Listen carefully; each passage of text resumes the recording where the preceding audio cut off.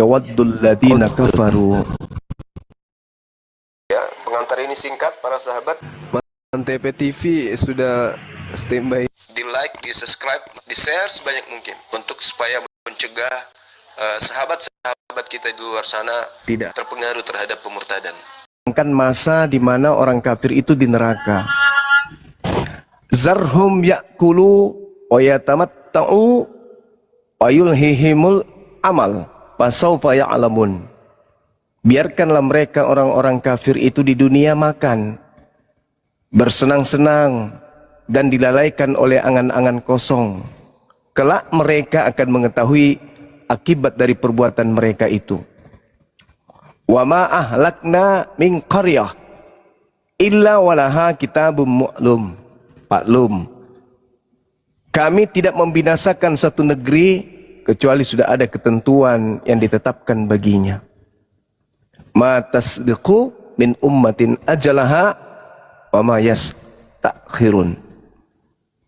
Tidak ada satu kaum yang dapat menyegerakan ajalnya dan tidak pula menanggungkannya. Wa qalu ya ayyuhalladzina nuzzila alaihi dzikru innaka lamajnun. Mereka orang-orang kafir ini dulu waktu di dunia berkata kepada baginda Rasulullah Muhammad SAW, wahai orang yang kepadanya diturunkan Al-Quran, yaitu Nabi Muhammad, sesungguhnya engkau benar-benar orang gila. Ucapan inilah yang menyebabkan kemudian mereka berada di dalam neraka. Itu yang diterangkan kemudian di ayat 2. Rubama yawaddul ladina kafaru law kanu muslimin. Orang-orang yang kafir itu seringkali nanti di neraka menginginkan sekiranya dulu ketika mereka hidup di dunia menjadi seorang muslim. Kenapa justru ketika ia di dunia mengatakan bahwa Nabi Muhammad utusan pencipta langit dan bumi itu adalah orang gila. Jadi orang yang mengatakan Nabi Muhammad itu gila, itu ketika kehidupan berikutnya dia menyesal karena mereka sudah berada di dalam api neraka yang menyala-nyala. Itu maksudnya Bang, silakan. Dia nggak bisa buka mute. Saya undang mute-nya, dibuka mute-nya soalnya tadi noise Bang Lemannya. Ada suara TV. Dibuka. Terima Bang Leman. Oi. Ya. Suara TV-nya kecilin dong. Nah, jadi begini. Aku karena nggak ngerti, makanya aku tanya sama Bang Juma. Jadi udah dijelaskan kan, memang betul itu. Kalau orang apa seperti kami ini Kristen, kurasa ya hanya untuk menunjukkan apa saja kebaikan kepada Yesus Kristus. Kenapa? Karena jaminannya sama kami, ya itu makanya mengikuti dia. Akulah jalan untuk kehidupan. Tidak ada seorang pun datang kepada Bapa kalau nggak melalui aku. Itu saja jaminan hidup kami Kristennya. Ya. Oke. Jadi gini Bung, yang diterangkan di dalam Al-Quran menjelaskan begini. Walaqad arsalna min qablika fi siya'il awalin. Sungguh kami benar-benar telah mengutus beberapa utusan sebelum engkau wahai Nabi Muhammad kepada umat-umat terdahulu. Berarti termasuk Nabi Isa alaihissalam. Lalu kemudian kata Allah, wa ma ya'tihim mir rasulin illa kanu bihi yastahzi'un. Tidaklah datang seorang utusan kepada mereka illa kecuali mereka selalu mengolok-oloknya. Kazalika naslukuhu fi qulubil mujrimun. Maka demikianlah aku memasukkan kemudian olok-olok itu ke dalam hati orang-orang yang berdosa. Nah, terbukti ketika Al-Quran mengatakan bahwa sebelum engkau Nabi Muhammad sudah datang utusan kepada kaum terdahulu, tapi mereka hanya mengolok-olok. Apakah Nabi Isa diolok? Diolok. Apakah Yesus diolok? Diolok. Nah, hasil dari pengolokan terhadap Nabi Isa inilah yang melahirkan adanya agama Kristen. Contoh. Ya. Contoh nih Bang. Di Galatia 3 nomor 13. Kristus telah menebus kita dari kutuk hukum Taurat dengan jalan menjadi kutuk, sebab ada tertulis, terkutuklah orang yang mati digantung di atas tiang salib. Ini penghinaan, ini olok-olokan.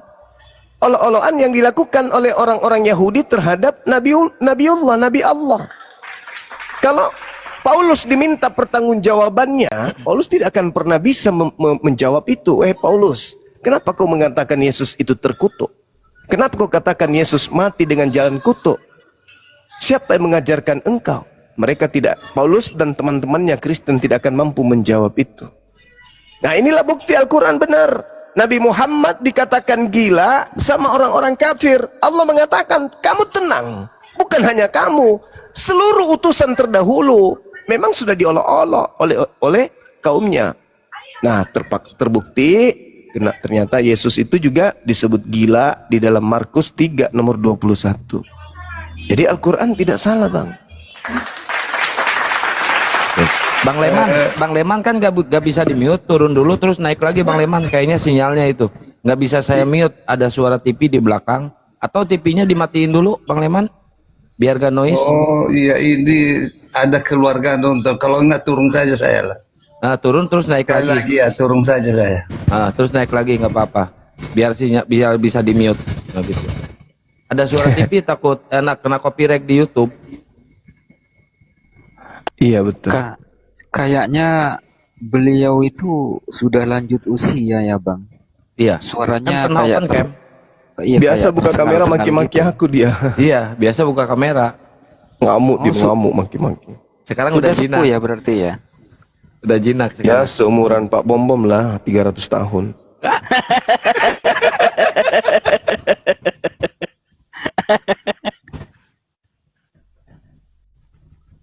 Iya, kadang-kadang menghujat, kadang-kadang kalem.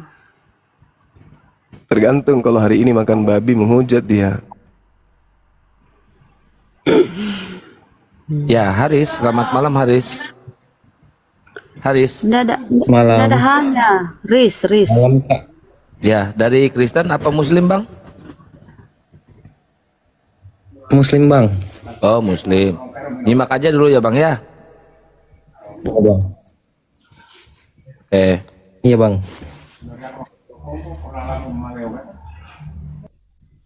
Bang Leman, naik lagi Bang Leman.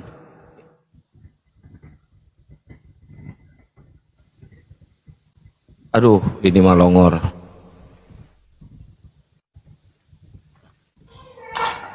Kita lain Kang.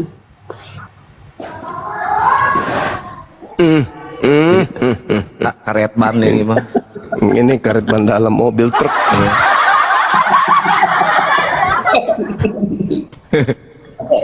Aduh, janganlah kayak gitu, Ketua. Kamu mau lapor, Ketua?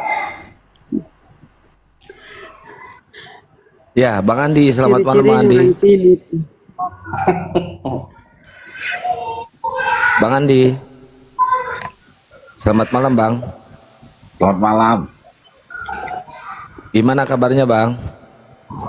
Ya masih sehat. Lagi udahan main judinya.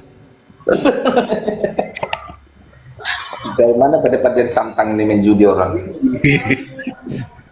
Ngaco aja kerjanya ini. Dia kemarin debat sama saya lagi main judi sambil main judi dia. Pak Pastor, selamat malam Pak Pastor. Selamat malam. Ya, siapa yang mau diskusi dengan Bang Juma? Ini temanya nih, siapa yang datang pada Paulus? Karet ban dalam di mute dulu, diam dulu kau. Aduh, saya sudah diskusi tema itu sudah dengan Bang Juma sudah. Kapan itu? Kapan yang itu, lalu kan ada di YouTube itu ada. Setahun yang lalu. Beberapa waktu yang lalu, beberapa bulan lalu. Oh gitu.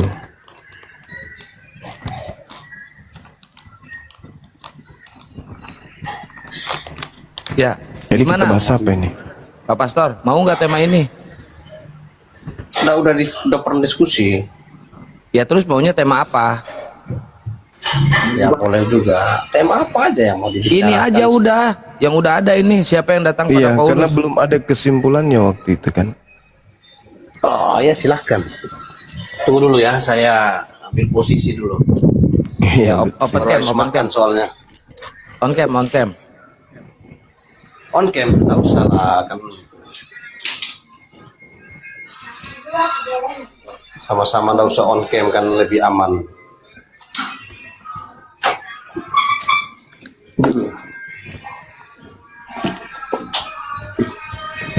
Oke. Suara TV-nya kecilin dong, Pak Pastor.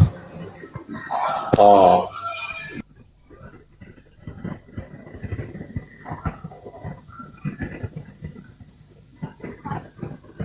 Andi sama karet ban dalam diem ya, nyimak dulu ya, belajar dulu kalian ya, biar pintar ya.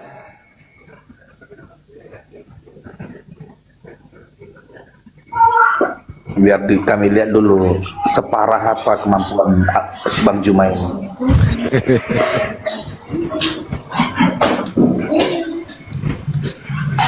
Oke, baru harus makan soalnya.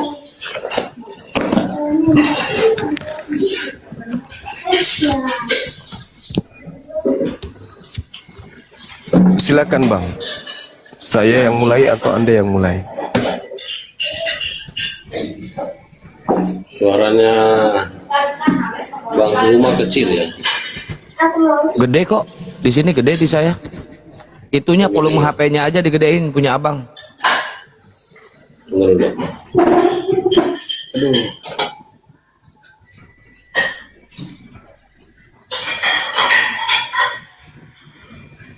Karet sempak, lu belajar ya, nyimak ya, biar cerdas lu.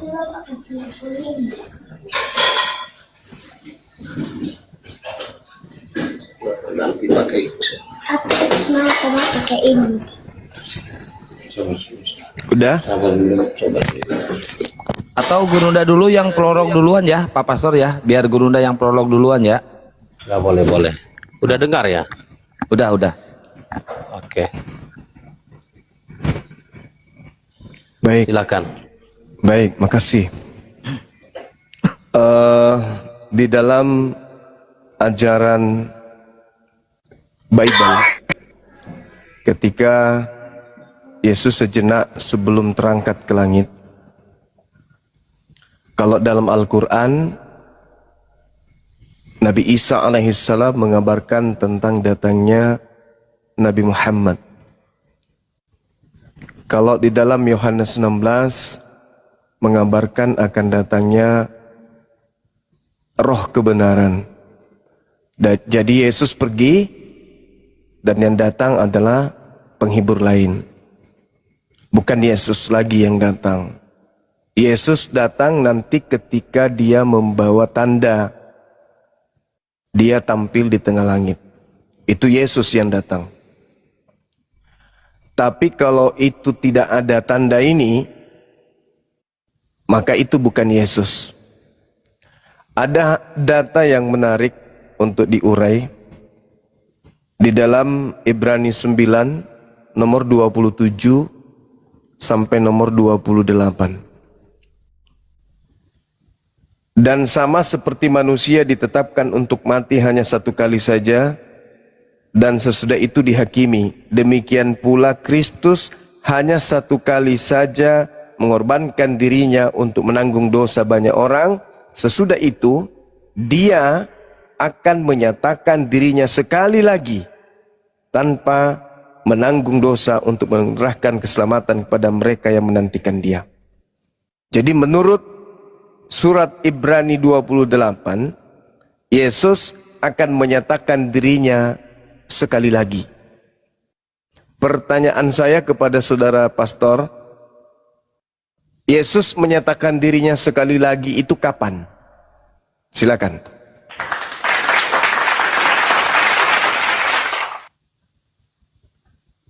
Dibuka mute-nya Pak Pastor. Tadi saya mute soalnya berisik. Ya. Jadi dari bagian-bagian Alkitab yang dikutip oleh Bang Zuma sebenarnya konteksnya itu harus dipahami. Nah, mengenai akan menyatakan diri, itu makna eskatologis.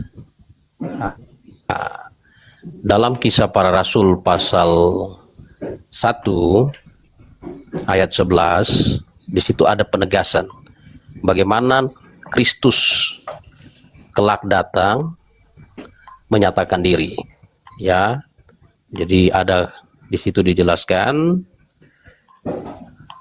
dan berkata kepada mereka, hai orang-orang Galilea, mengapa kamu berdiri melihat ke langit?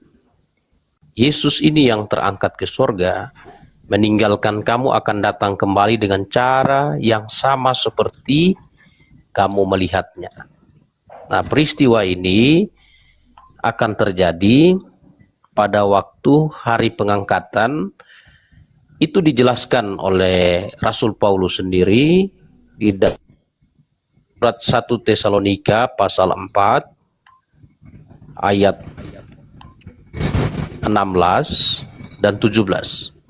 Sebab pada waktu tanda diberi, yaitu pada waktu penghulu malaikat berseru dan sangkakala Allah berbunyi, maka Tuhan sendiri akan turun dari sorga, dan mereka yang mati dalam Kristus akan lebih dahulu bangkit.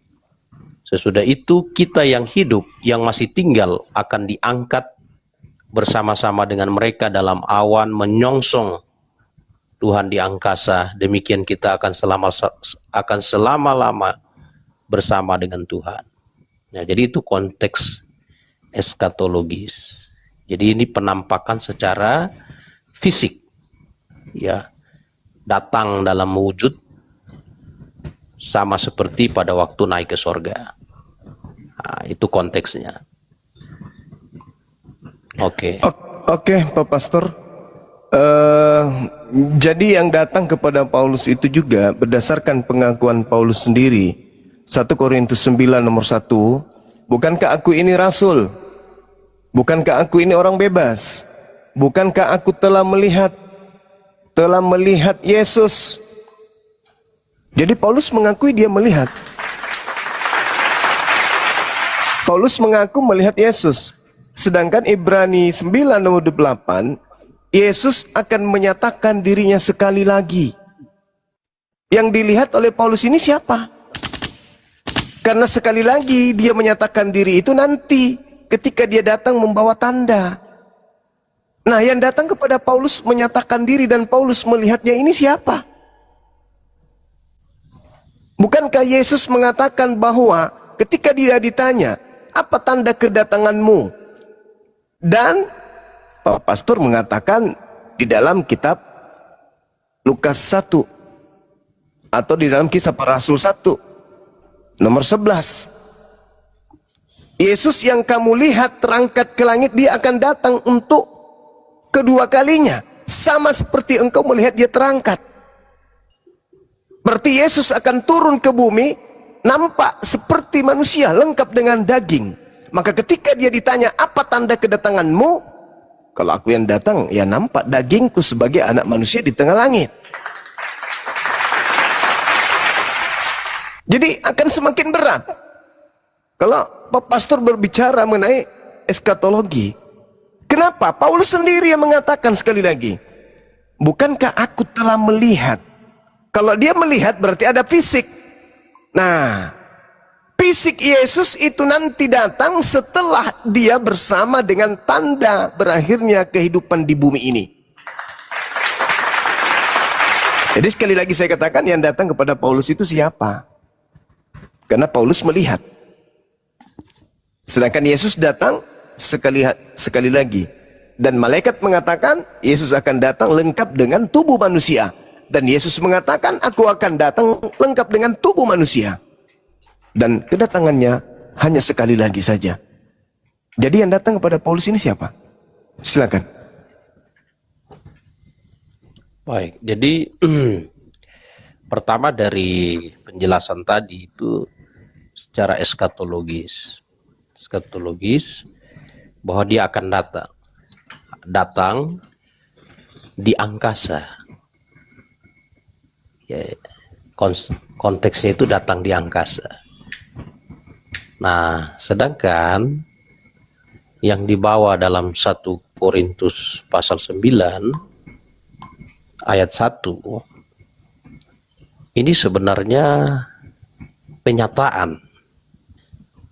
Kita tahu bahwa di dalam Kisah Para Rasul pasal 9 Paulus ketika menuju Damsyik itu ditangkap oleh satu suara. Nah, suara itu adalah suara Yesus Kristus. Ya, suara Yesus Kristus dalam suatu penglihatan. Nah, bukan satu penampakan secara fisik. Itu. Jadi di dalam satu Kisah Para Rasul pasal 9 itu dijelaskan. Dalam perjalanan Kisah Para Rasul 9 ayat 3, dalam perjalanannya ke Damsyik, ketika ia sudah dekat kota itu, tiba-tiba cahaya memancar dari langit mengelilingi dia. Ia rebah ke tanah dan kedengaran olehnya suatu suara yang berkata kepadanya, "Saulus, Saulus, mengapa engkau menganiaya aku?" Jawab Saulus, "Siapakah engkau Tuhan?" Katanya, "Akulah Yesus yang kau aniaya." Nah, itu. Lalu kemudian ada saksi peristiwanya yang memberikan penegasan bahwa suara yang datang kepada Saulus itu adalah Yesus Kristus. Itu Ananias. Kisah Rasul 9 ayat 17. Lalu pergilah Ananias ke situ dan masuk ke rumah itu. Ia menumpangkan tangan ke atas Saulus. Katanya, "Saulus, saudaraku, Tuhan Yesus yang telah menampakkan diri kepadamu di jalan yang engkau lalui, telah menyuruh aku kepadamu, supaya engkau dapat melihat lagi dan penuh dengan Roh Kudus." Nah, jadi konteksnya berbeda. Konteks eskatologis dengan konteks bagaimana Yesus datang kepada Rasul Paulus. Ya, silakan. Oke, menurut Yesus, yang datang setelah dia itu siapa, Pak Pastor? Aku memang harus pergi, sebab kalau aku tidak pergi, maka penghibur itu atau roh kebenaran itu tidak akan datang kepadamu. Jadi yang datang setelah Yesus pergi itu siapa? Menurut Yesus. Baik, jadi penghibur yang dimaksud itu adalah Roh Kudus. Nah, yang datang kepada Paulus? Oke, Roh Kudus itu di dalam Kisah Para Rasul pasal 1, ya, ayat Kisah Para Rasul pasal 1 itu ayat 8. Ini Yesus sendiri mempertegas, tetapi kamu akan menerima kuasa kalau Roh Kudus turun ke atas kamu, dan kamu akan menjadi saksiku di Yerusalem, di seluruh Yudea dan Samaria dan sampai ke ujung bumi. Nah, jadi penegasan mengenai Roh Kudus itu akan turun di 4 lokasi. Berarti yang datang Roh Kudus apa Yesus, Bang? Di Kisah Para Rasul pasal 9, Yesus yang menyatakan diri kepada Rasul Paulus. Yang datang setelah Yesus pergi menurut Yesus siapa? Ya, konteksnya berbeda. Berbeda konteksnya gini. Yang dimaksud, yang datang sesudah, lebih baik aku pergi supaya dia datang. Yang dimaksud ialah Roh Kudus. Nah, berarti bukan Yesus kan? Nah, Roh Kudus. Nah, Roh Kudus. Lalu dijelaskan, kembali dipertegas bahwa Roh Kudus itu akan datang, akan turun di Yerusalem, di Yudea, di Samaria, dan di ujung bumi. Jadi ada 4 peristiwa tercatat tercatat dalam Kisah Para Rasul. Ada 4 peristiwa di mana Roh Kudus itu dicurahkan di Yerusalem. Nah, di mana Yesus mengatakan bahwa dia akan datang?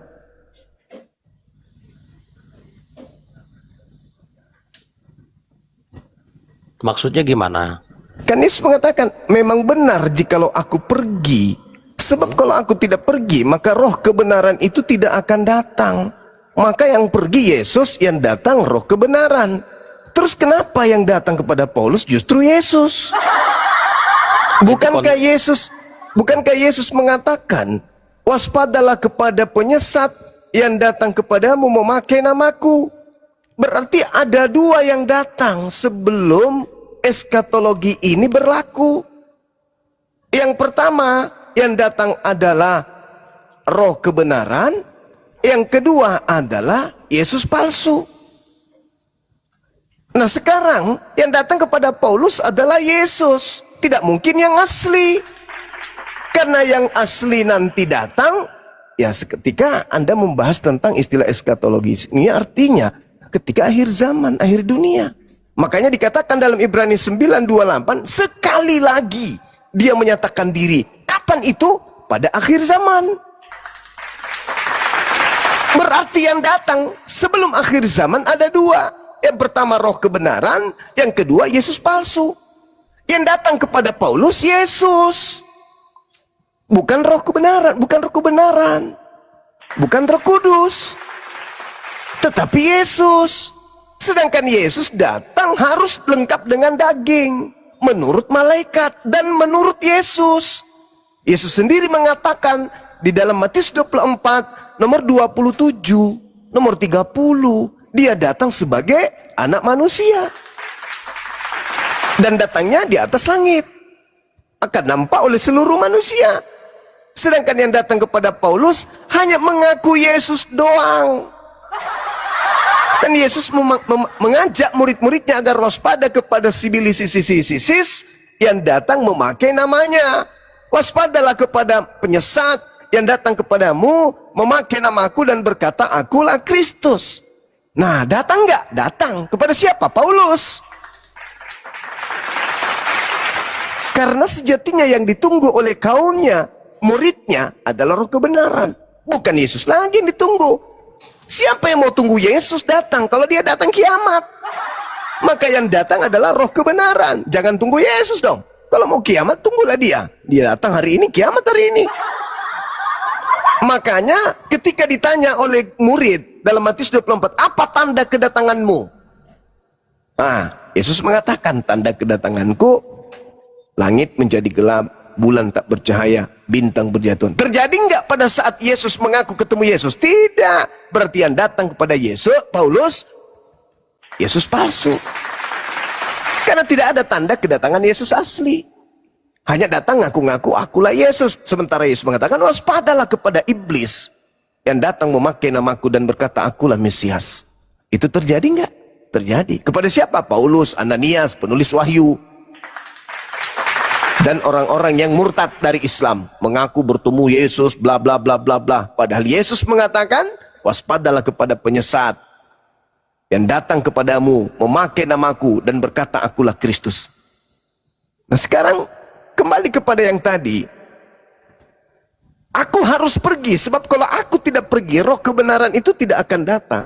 Berarti yang datang adalah roh kebenaran. Yang datang kepada Paulus siapa? Kristus. Kan gak nyambung. Nah ini makanya perlu saudara pastor untuk kalau kita berbicara mengenai eskatologi, berarti yang datang itu di akhir zaman. Oke. Tapi ingat, ketika yang asli datang, diikuti oleh tanda-tanda. Karena itu ucapan, itu mutlak harus terjadi. Ada nggak tanda itu terhadap Paulus? Nggak ada. Ya sudah, innalillahi wa inna ilaihi raji'un berarti. Silakan.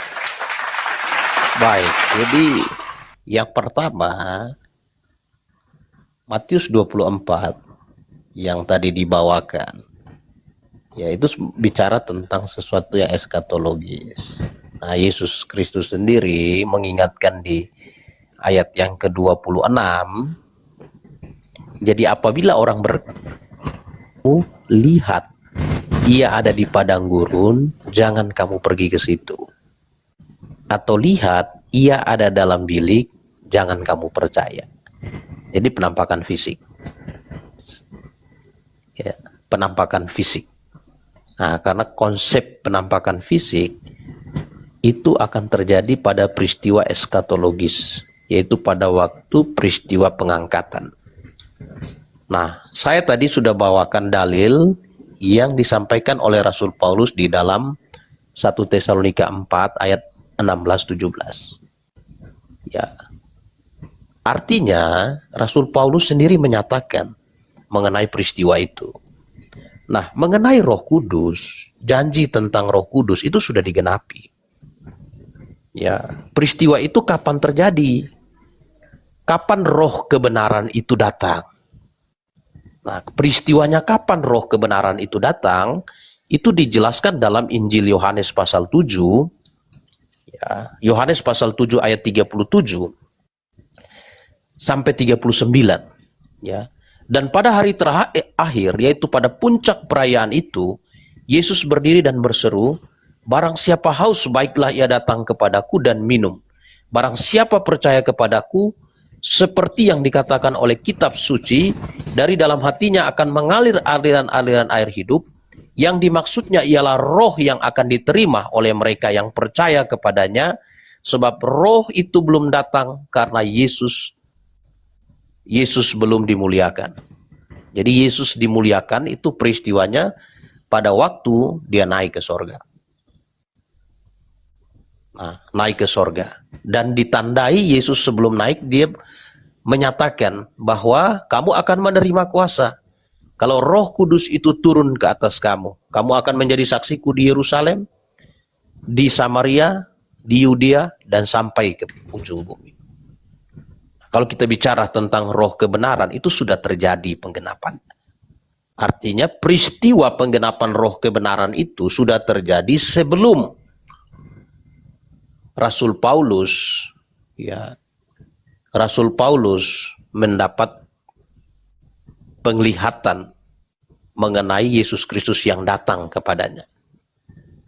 Nah, Rasul Paulus sendiri mempertegas posisi di dalam 1 Korintus 15 ayat 8. Ya, 1 Korintus 15 ayat 8, Rasul Paulus mempertegas bahwa Kristus terakhir menampakkan diri kepadanya. Ya, 1 Korintus 15 ayat 8, ya dikatakan, oke, saya baca dari ayat yang kelima, bahwa ia telah menampakkan diri kepada Kefas, kemudian kepada ke-12 muridnya. Sesudah itu ia menampakkan diri kepada lebih dari 500 saudara sekaligus. Kebanyakan dari mereka masih hidup sampai sekarang, tetapi beberapa di antara mereka telah meninggal. Selanjutnya ia menampakkan diri kepada Yakobus, kemudian kepada semua rasul. Dan yang paling akhir dari semua, ia menampakkan diri juga kepadaku, sama seperti kepada anak yang lahir sebelum waktunya. Nah, ini penegasan Rasul Paulus, dan pernyataan Rasul Paulus ini diterima dan didukung oleh rasul-rasul yang lain.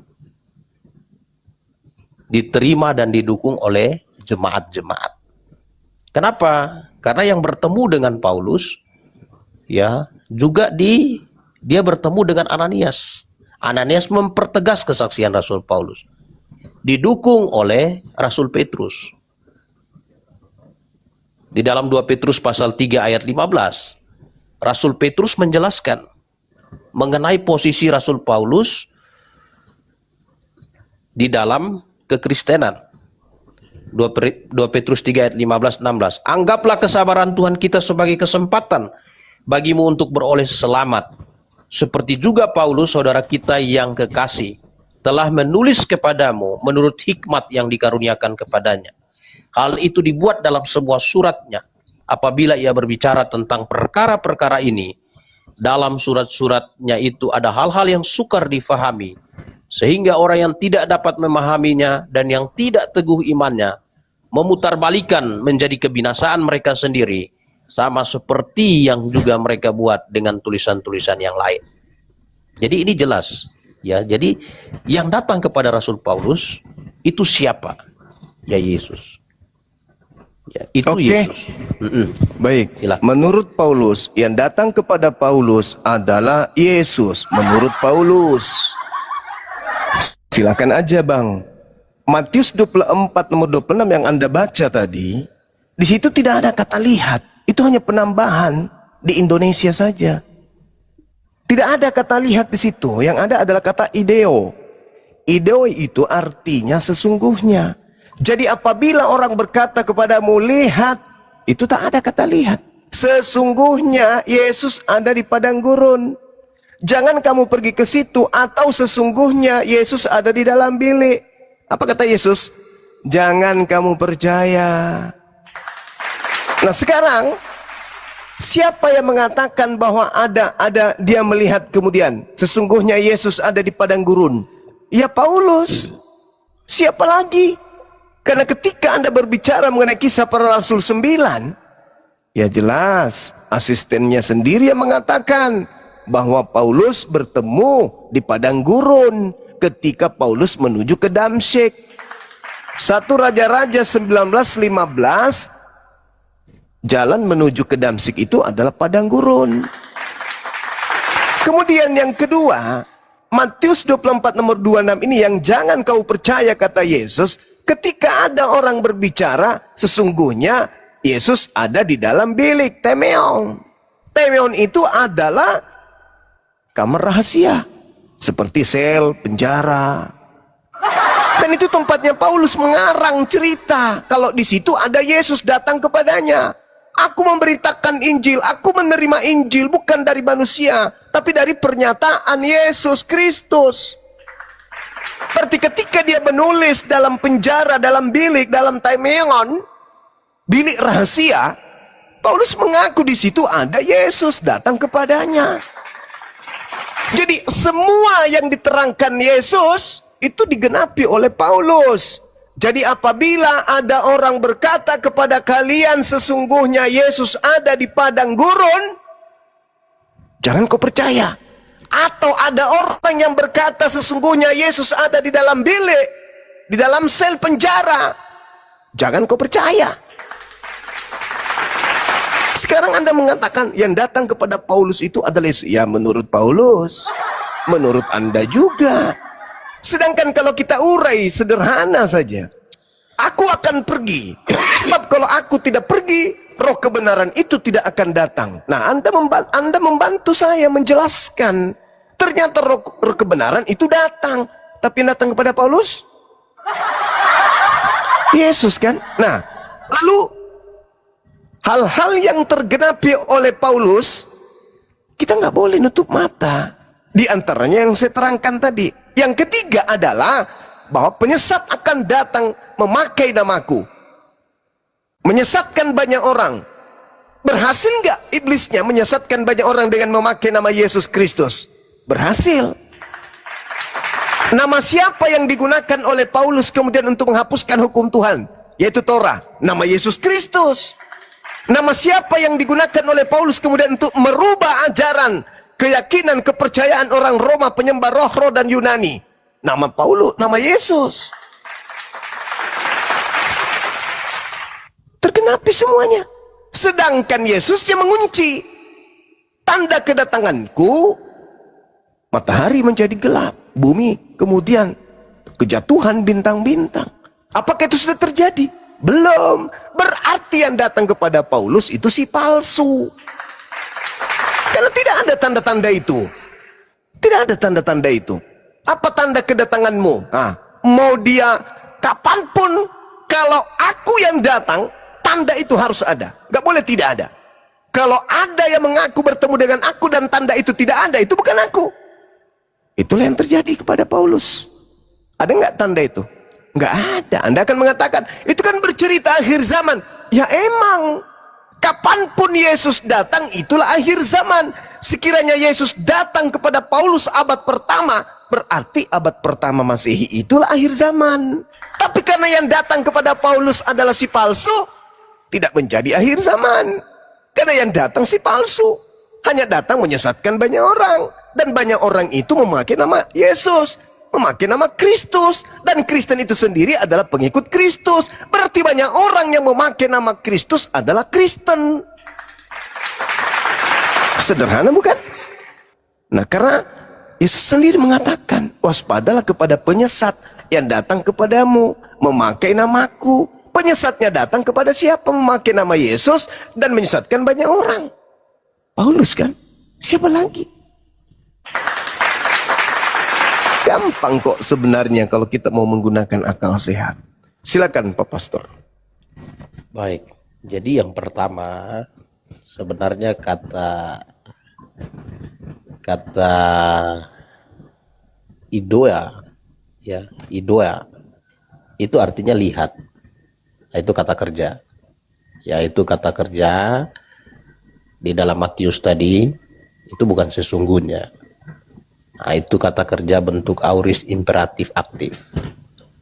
Ya nanti bisa dilihat. Nah, itu artinya lihat. Nah, lihatlah. Ada beberapa arti. Nah itu. Nah, kemudian Matius 24 ini adalah satu penyampaian Yesus Kristus kepada rasul-rasul, murid-muridnya. Salah satu yang mendengarkan penyampaian ini adalah Rasul Petrus.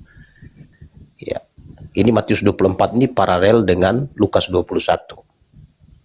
Artinya ketika ini disampaikan kepada rasul-rasul, ya, Yesus itu belum disalibkan, belum dibangkitkan dan belum naik ke sorga.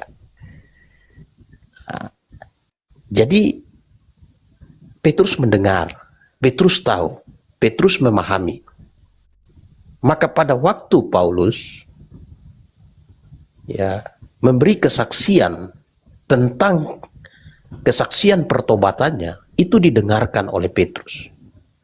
Saksi peristiwa, saksi mata, Petrus mendukung kesaksian Paulus sebagai sebuah kebenaran. Nah, Petrus dukung.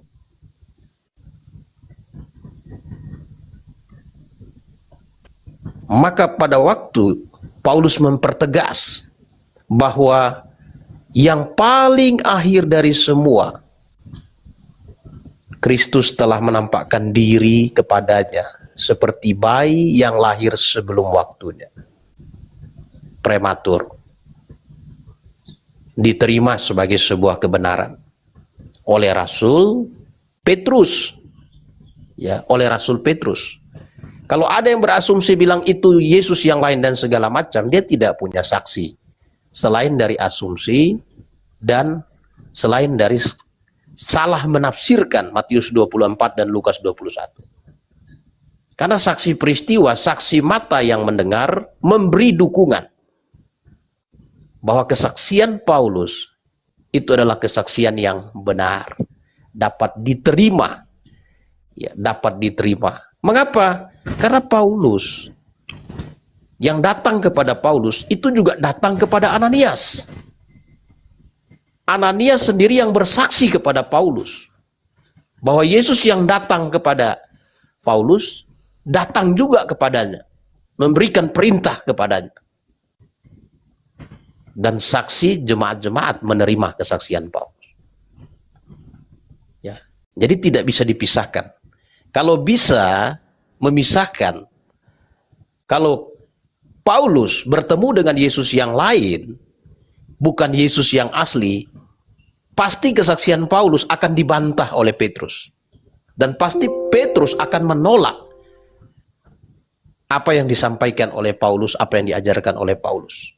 Tapi pada akhirnya dalam 2 Petrus pasal 3 ayat 15-16, Rasul Petrus melegitimasi, memberikan verifikasi bahwa apa yang disampaikan Paulus, apa yang diajarkan Paulus dalam tulisan-tulisannya adalah kebenaran. Kalau ada keberatan bahwa yang bertemu dengan Paulus adalah Yesus yang lain, dia harus sanggup menampilkan saksi peristiwa. Selain daripada kesalah tafsiran terhadap pernyataan Yesus dalam Matius 24 dan Lukas 21. Silakan. Waktu sudah habis. Oke, baik. Jadi sekali lagi saya katakan kepada saudara, tidak ada kata lihat di situ, Bang. Itu kata idou itu jelas itu artinya sesungguhnya. Sedangkan dalam bahasa Yunani Kalau dikatakan lihat, itu matia atau lihatlah. Jadi nggak bisa kemudian sekarang itu kita mau bodoh-bodohi orang, nggak bisa lagi. Karena orang semua sudah pada belajar gitu kan ya. Tapi saya lihat Anda hanya berputar-putar di situ, berputar dan berputar tentang pengakuan Petrus, sedangkan Anda harus tahu nih, ketika Yesus berkata kepada muridnya termasuk Petrus, Anda lihat dulu keadaan yang ada. Bahwasanya Petrus sendiri tidak percaya tentang kebangkitan. Petrus sendiri ketika menemukan orang yang keluar dari kubur itu mengiranya hantu. Sedangkan Yesus melegitimasi keadaan itu. Sebab Kristus palsu akan datang, melakukan tanda yang dahsyat, mujizat-mujizat. Apa tujuannya tanda dahsyat dan mujizat dilakukan oleh Yesus palsu? Titik 2, sekiranya mungkin menyesatkan murid-murid pilihan juga termasuk Petrus. Jadi kalau Anda menggiring Petrus kok memberikan legitimasi, berarti nubuatan Yesus bahwa muridnya juga akan disesatkan oleh Kristus palsu, betul. Terjadi berarti. Karena keadaan yang ada nih di awal nih, coba Anda baca di dalam Lukas 24, nomor 9, nomor 10, nomor 11, nomor 12. Percaya enggak Petrus terhadap kebangkitan itu? Tidak.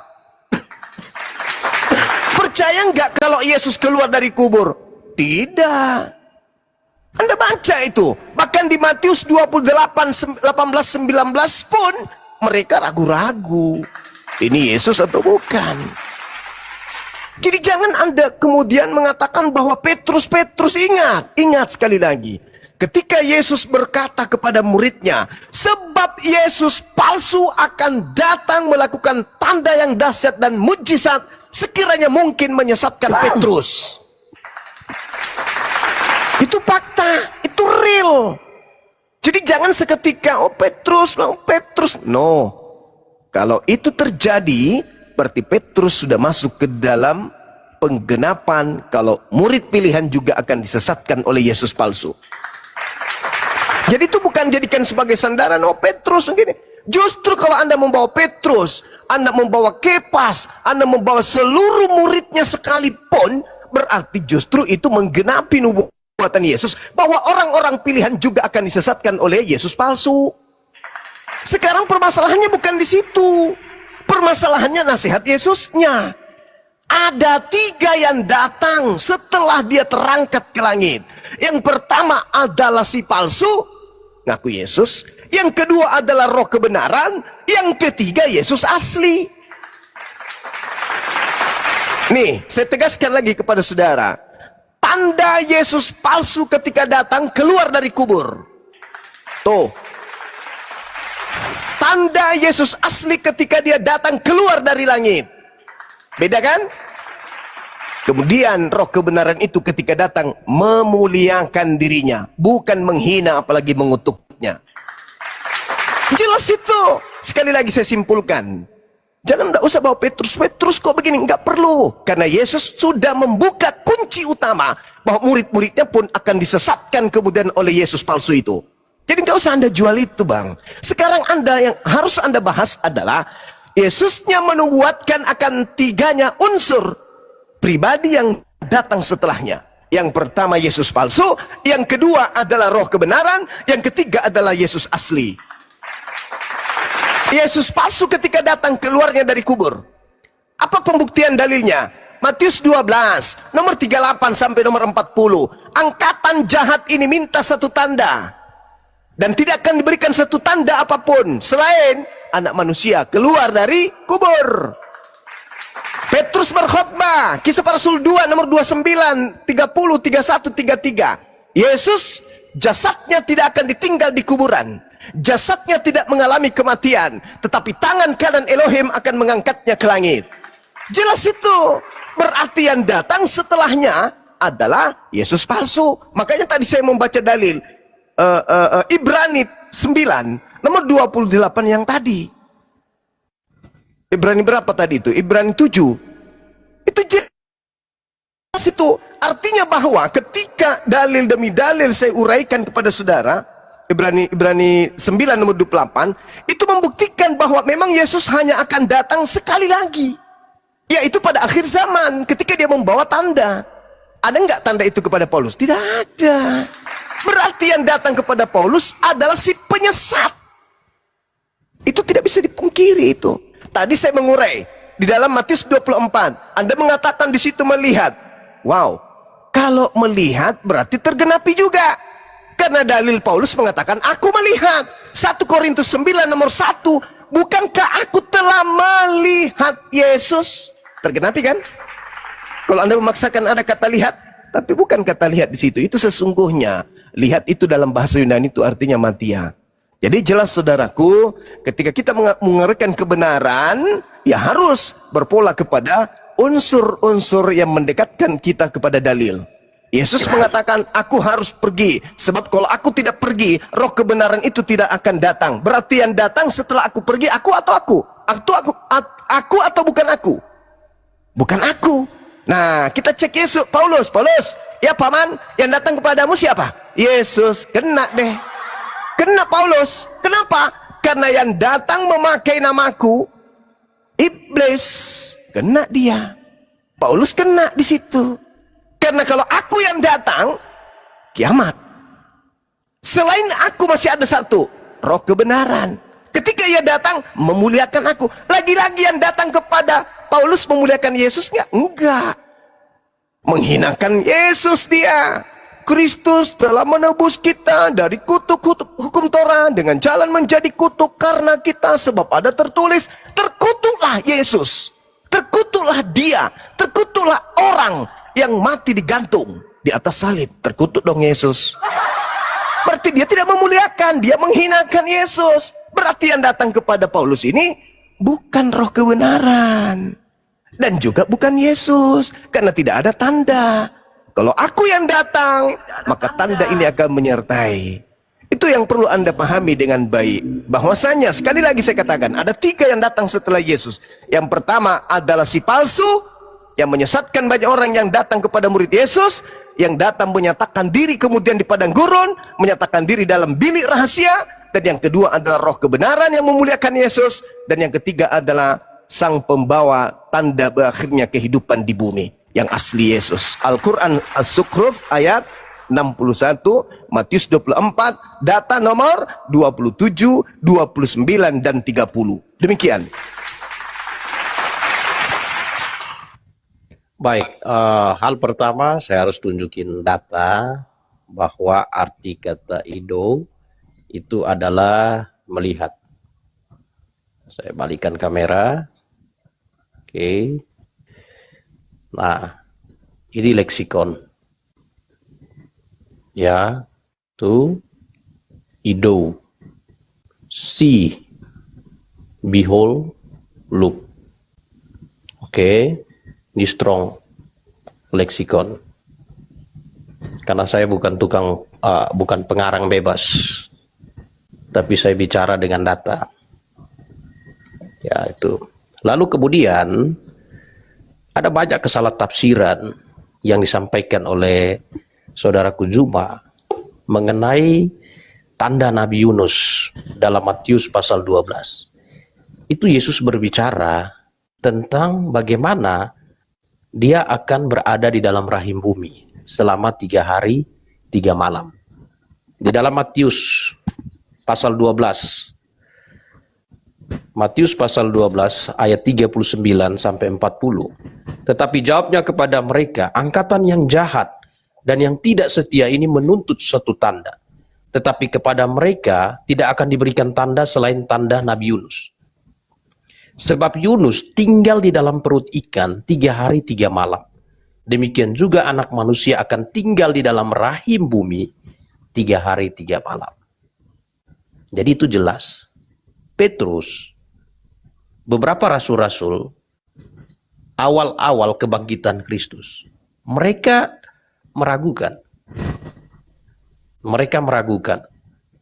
Itu sebabnya Yesus mengecam ketidakpercayaan mereka dalam Markus 16. Tapi sesudah peristiwa itu, karena iman itu bukan statis. Iman Kristen itu bukan sesuatu yang statis, tapi sesuatu yang dinamis. Petrus pernah menyangkal Yesus, tapi kemudian Petrus menguatkan saudara-saudara yang lain. Nah, maka kita perlu lihat konteks narasi yang dimaksud. Kalau hanya dihantam kromo, jadi kesimpulannya jadi sembarangan. Maka ketika kita bicara tentang satu peristiwa, kita harus berani bicara tentang saksi. Kalau tidak ada saksi, berarti itu narasi kosong. Itu hanya asumsi. Asumsi yang disebabkan oleh kesalahtafsiran. Penegasannya ialah saksi mata, saksi peristiwa itu hadir. Kalau menolak kesaksian Petrus, menolak kesaksian jemaat mula-mula, lalu kemudian membangun satu narasi berdasarkan kesalahtafsiran, ya pasti sesat. Pasti sesat. Dan itu yang terjadi hari ini dengan apa yang dilakukan Bang Juma. Dilakukan oleh Bang Juma. Kan jelas-jelas sudah diperjelas secara tegas. Rasul Paulus sendiri mengatakan yang paling akhir dari semua, dia telah menampakkan diri kepadaku sama seperti bayi yang lahir sebelum waktunya. Itu jelas. Jadi yang dimaksud di dalam Matius 24 itu adalah sesuatu yang berhubungan dengan peristiwa eskatologis. Sedangkan penyingkapan melalui penglihatan pewahyuan dalam kitab Wahyu, penyataan melalui penyataan Yesus Kristus melalui kepada Rasul Yohanes dan segala macam, itu tidak masuk dalam apa yang dijelaskan dalam Matius 24. Nah, itu jelas. Gitu. Maka kesaksian Rasul Paulus diterima oleh jemaat, diterima oleh Rasul Petrus. Kalau diragukan kesaksian Petrus, akar kekristenan itu timbul dari mana? Yesus sendiri telah memberikan mandat, memberikan legitimasi kepada rasul-rasul, bahwa roh kebenaran itu akan memimpin mereka, akan mengingatkan segala sesuatu yang telah mereka terima. Itu. Oke. Kayaknya singkat sekali waktu saya. Silakan. Jadi gini, lagi-lagi Anda menguatkan pernyataan saya kan. Lagi-lagi Paulus yang menjadi landasan akhir.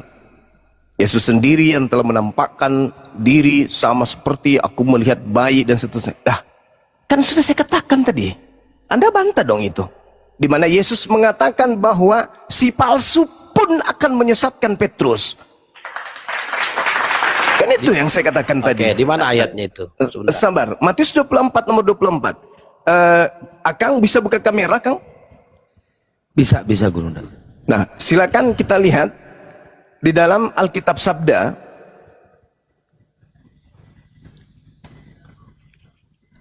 Matius 24 nomor 26. Yang paling besar sendiri, Akang besar sendiri biar bisa dilihat.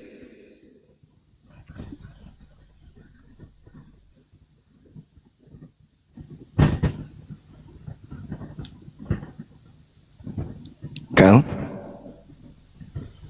Akang, cek satu. Bunda Bang Zuma. Waalaikumsalam warahmatullahi wabarakatuh. Dinda Christian. Assalamualaikum. Matius. Ya, Waalaikumsalam warahmatullahi wabarakatuh. Dibesarin sendiri, Kang. Ya. Buka Alkitab Sabda. Matius berapa Guru Nda? 24-26. 24.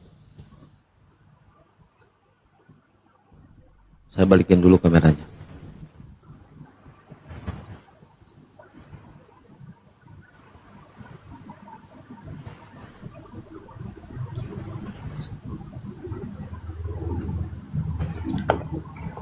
Ini Matius 24. Alkitab Sabda. Oh, Alkitab. Matius 24-26. Ya, ini sabda Guru.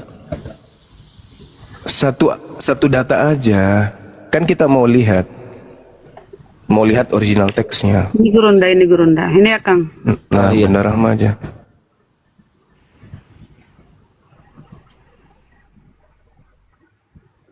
Nah, coba lihat. Kata lihat di situ angka berapa, Bun?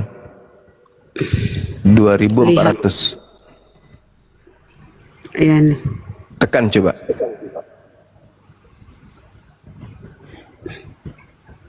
Apa terjemahannya?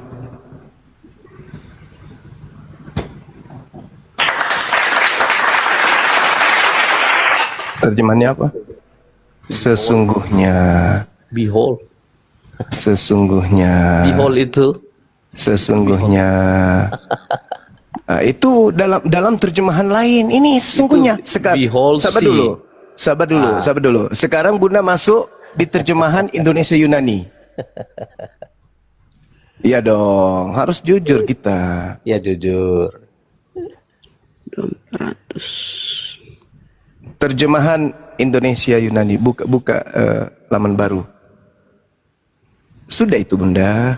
Sudah. Udah. Terjemahannya Bunda. Astagfirullahaladzim, ya Allah ya Karim.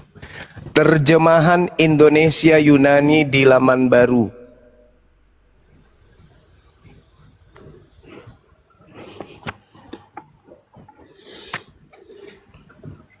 Terjemahan Indonesia Yunani.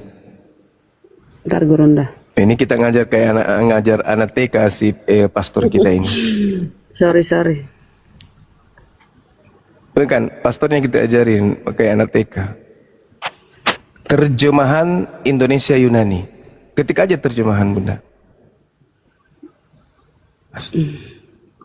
Yunani. Allah, kayak cari kutu Bunda, ya.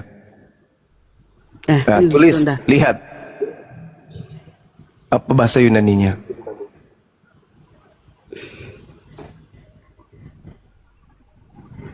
Aku, lihat tuh aku. Mati ya. Bukan Idau.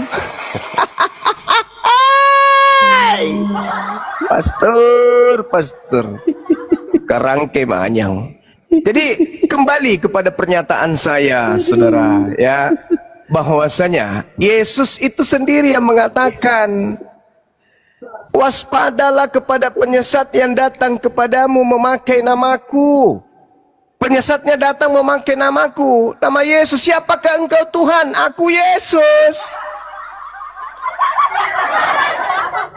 Setelah itu Paulus bangga. Aku kedatangan Yesus loh.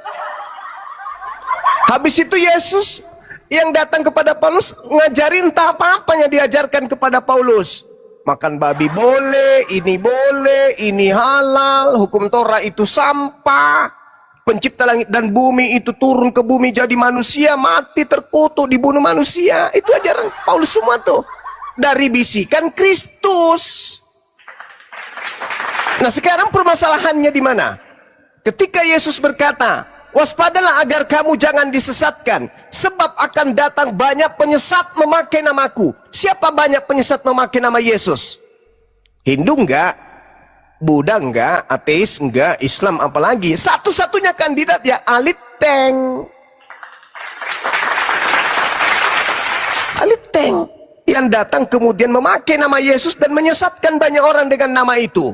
Nama itu yang dia pakai untuk menyesatkan. Sekarang siapa yang kemudian mengajak umat manusia dengan nama Yesus masuk ke dalam agamanya? Ya Aliteng, siapa lagi? Tergenapi bukan? Tergenapi. Kenapa bisa? Karena Kristus datang kepada pendiri agama Kristen, yaitu Paulus. Jadi Kristus palsu datang kepada nabinya. Makanya Paulus menjadi nabi. Paulus yang nabi ini mampu bermujizat, melakukan tanda-tanda yang dahsyat, sekiranya mungkin menyesatkan murid-murid pilihan juga. Jadi jangan lagi Anda bawa Petrus menjadi saksi. Kalau tidak ada saksi berarti itu adalah sebuah kebohongan, itu kesesatan.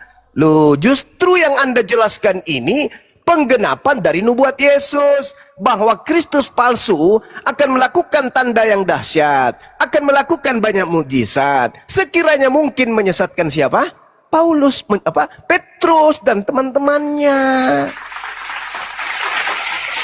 Anda kenapa kemudian sulit untuk memahami itu? Sekali lagi saya urai.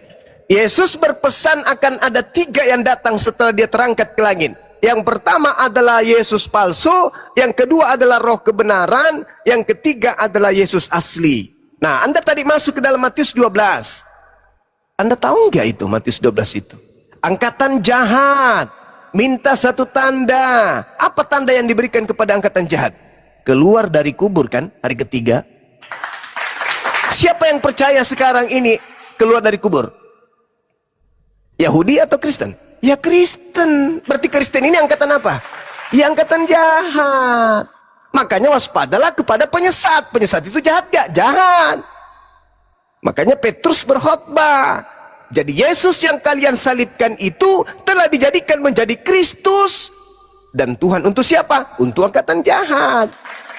Siapa yang menerima hadiah dari angkatan jahat? Kristen. Makanya Yesus ketika bertemu Kristen nanti, pada hari terakhir nanti, banyak orang memanggil aku Tuhan. Bukankah kami bernubuat, mengusir setan, bermujizat, pakai namamu? Pada saat itulah aku Yesus akan berterus terang kepada siapa? Kepada Kristen. Enyahlah daripada aku, wahai Kristen. Aku tidak mengenal kalian, wahai Kristen. Kalian semua adalah pembuat kejahatan, wahai Kristen.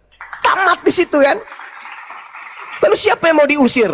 Sementara yang memanggil Yesus Tuhan bermujizat, usir setan hanya Kristen. Berarti yang diusir ya Kristen. Karena memang dialah Kristen yang memakai nama Yesus untuk menyesatkan banyak orang. Itu fakta, itu real. Mau kemana perginya? Jadi kesimpulan saya, yang datang kepada Paulus itu adalah Yesus. Memang Yesus. Betul-betul Yesus. Tapi palsu. Silakan.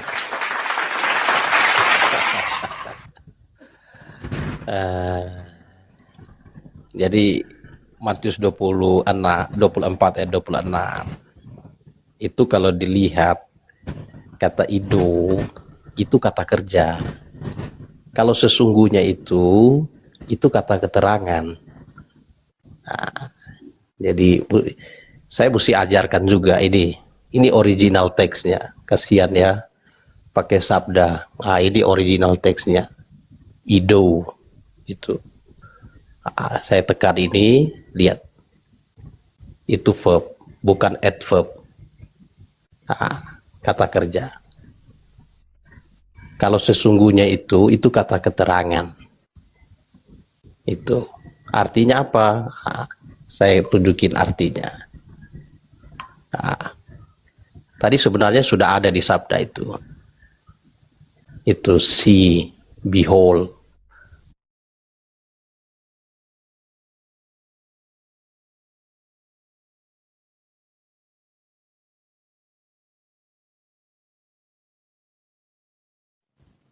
Jadi artinya itu jelas. Lalu sebenarnya upaya untuk menuduh bahwa Rasul Paulus bertemu dengan Yesus yang lain, sebenarnya ini didasarkan pada ketidaksenangan atas apa yang diajarkan oleh Rasul Paulus. Misalnya tadi ada contoh menyatakan bahwa Rasul Paulus yang mengajarkan untuk menghalalkan makanan. Yesus menghalalkan. Di dalam Markus pasal 7 ayat 19. Markus pasal 7 ayat 19, di situ Yesus tegaskan bahwa semua makanan halal. Ya, Markus pasal 7 ayat 19. Karena bukan masuk ke dalam hati tetapi ke dalam perut lalu dibuang di jamban. Dengan demikian ia menyatakan semua makanan halal. Ya.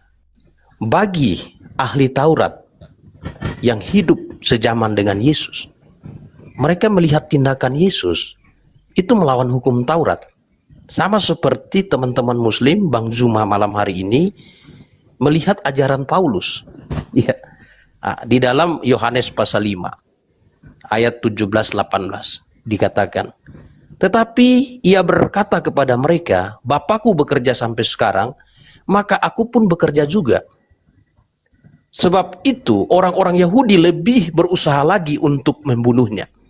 Bukan saja karena ia meniadakan hari Sabat, tetapi juga karena ia mengatakan bahwa Allah adalah Bapanya sendiri. Dengan demikian menyamakan dirinya dengan Allah. Ini Yesus. Ya, ini ditulis oleh Yohanes, Rasul Yohanes. Jadi Paulus, apa yang diajarkan Paulus itu sangat relevan dengan yang diajarkan oleh rasul-rasul yang lain.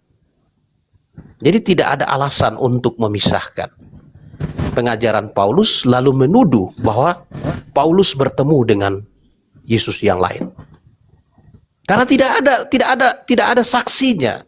Tuduhan yang mengatakan bahwa Yesus yang bertemu dengan Paulus adalah Yesus yang lain.